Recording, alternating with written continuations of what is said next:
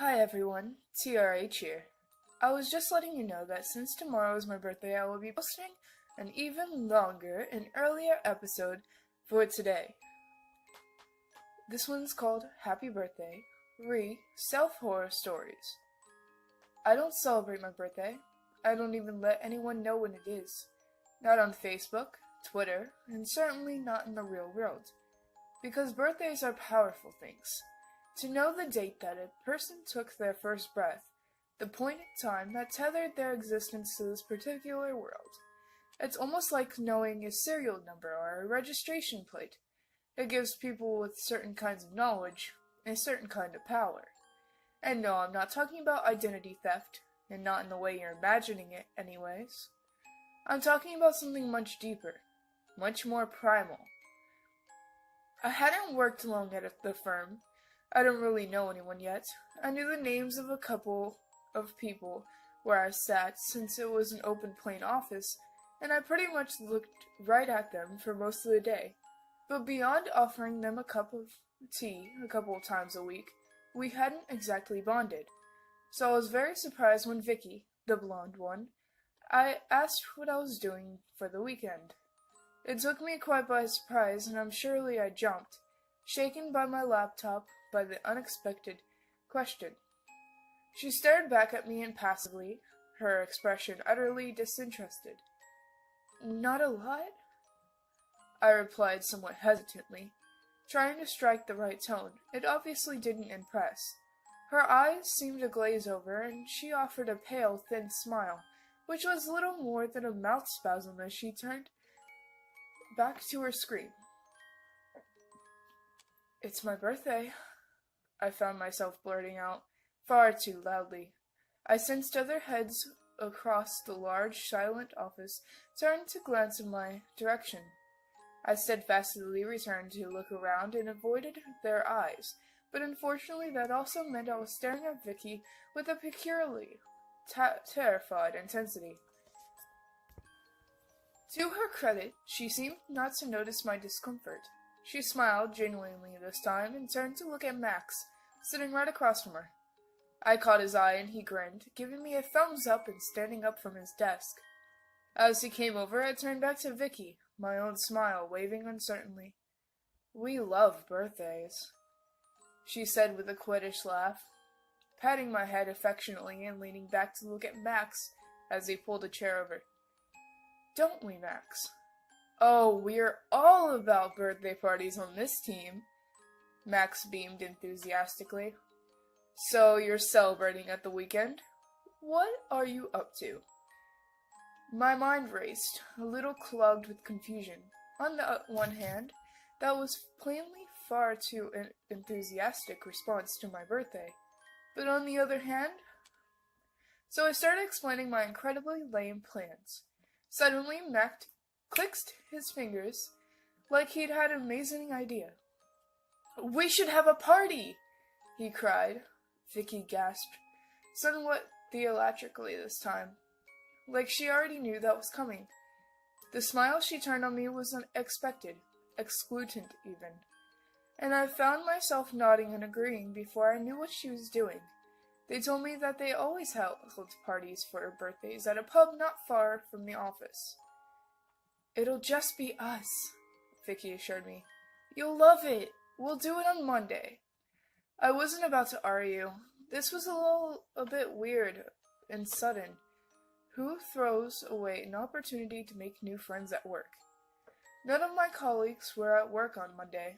I arrived to a strangely empty office and an email from Max telling me where to be that evening. That should have been enough warning, but I ignored my instincts and headed off after work.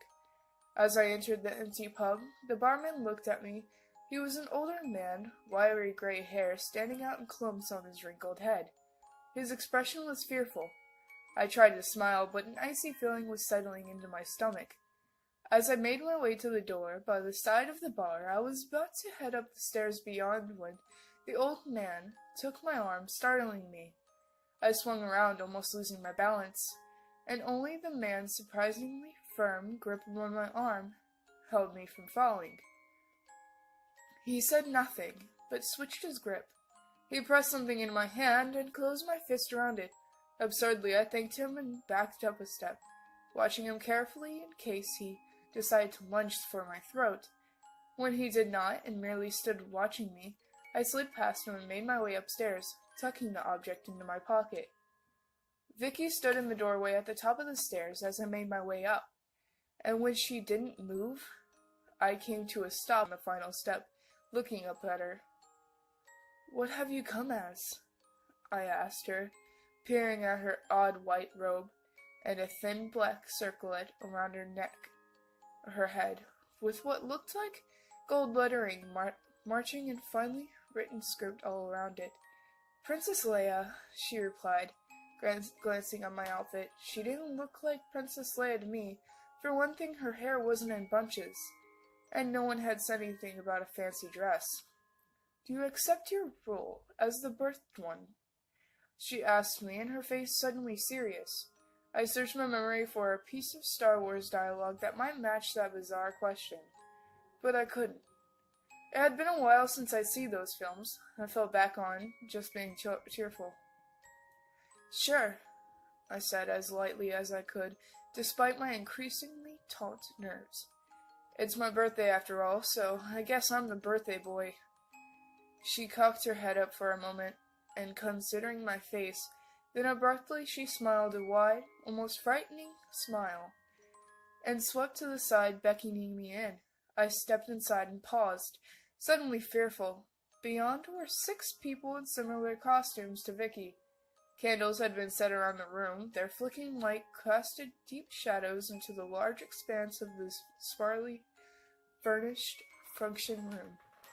A single chair sat in the middle of this room, and a ring of peculiar designs that looked like they'd been hand-drawn. I'm not an idiot. I knew something was seriously wrong. I just didn't move fast enough. Something crashed into the side of my head, and the world exploded into a million white stars against a deep black abyss. When I came to, I found myself crudely tied to a chair with what seemed to be sticky tape. And try as I might, I couldn't summon up all the self-deception required to feel surprised. Some part of me had known something was wrong all along, and the sight of my colleagues cavorting to me, singing in peculiar words and smearing themselves with what I couldn't convince was red paint, did nothing to change that. "The birthing is among us!" shrieked Vicky from behind a disgusting mask resembling some kind of skinned animal, twirling and dancing with her blood-soaked robe clinging to her body. The other lunatics sang and groaning in adoring response and fell to their knees. I began to scream for help. "Barman!" I shouted hysterically, not knowing how else to attract the attention of a man downstairs. "Someone help me!" Vicky laughed cruelly, sinking towards me until the dripping flesh of the skinned animal mask hovered inches from my face. "There's no barman, fool. There's no one who can hear you. Did you not think it strange that no one was here when you came in? No one's been here for years." She laughed again and stood back, spreading her blood-stained hands wide and leaving me to blink stupidly at her. There had been a barman. He'd been real enough, and he'd gave me something. My hands were taped to my legs, and I couldn't feel the outline of the object in my pocket, as Vicky continued her mad benediction to whatever hideous gods these maniacs worshipped. I twisted and turned and eased my fingers into the pocket. It was a shape I remembered well from my childhood. A penknife. Too small to be dangerous, but sharp enough to cut tape. Vicky's mad praying fell silent, and she sank to her knees as the air turned icy cold. The candles on the outer edge of the room sputtered and died, almost as though a draught had blown through them. As I worked the little blade open under the tape, the designs written into the floor began to flow frantically. A small gleam, so small it could have been a trick of the light, but enough for me to flash of horrified panic. Vicky was kneeling in a circle of the peculiar swirling writing, much like that I'd seen of the headdress she wore before. and as I watched, sawing the tape like a madman, the circle beneath her glowed frantically. She moaned with a kind of hideous ecstasy. The blade finally picked through the tape, just a small hole, but enough for me to wriggle it further, tearing my bonds a little more. Vicky did not look up, and the glow seemed to flow from her circle, around the edge of the intricate design, to where Max knelt in a similar circle. My heart began to beat like a thing possessed, frantically slamming itself against my ribcage, as though trying to alert me to move faster.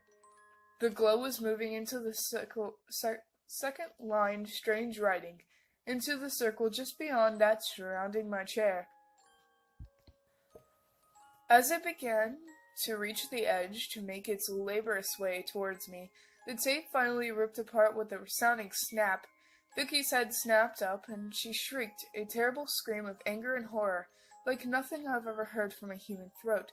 She threw herself towards me, just as I leapt from the chair, knocking it over and rolling aside, dragging it along with me with the dregs of sticky tape. She landed on me and raised her hand, in which I realized with adrenaline-fueled horror she held a wicked-looking knife. She screamed at me from behind her foul mask, and took the blade in her two hands. Just as the circle surrounding where I'd sat glowed brightly, and deep, frustrated hiss of thwarted desire filled the air. Vicky froze at the sound, her back arching in what looked like pain. Though her face was still hidden behind the foul animal mask, the knife fell from her hand with a clatter, and just as all 6 occultists began to wail a high-pitched, keening cry of soul-chilling horror, I backed out again.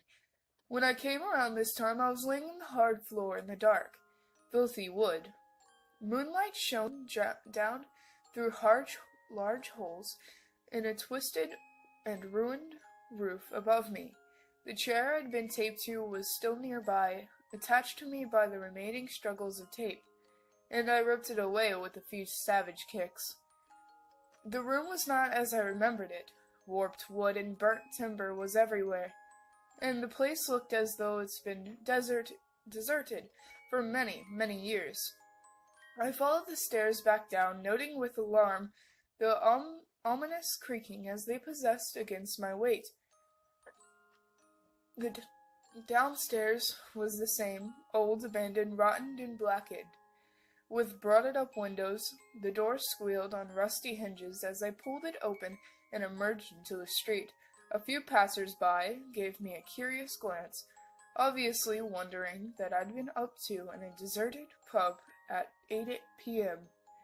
I didn't meet their eyes, merely walked away, trying to make sense of what happened. I never saw Max or Vicky or any of the others again. No one knew what became of them. And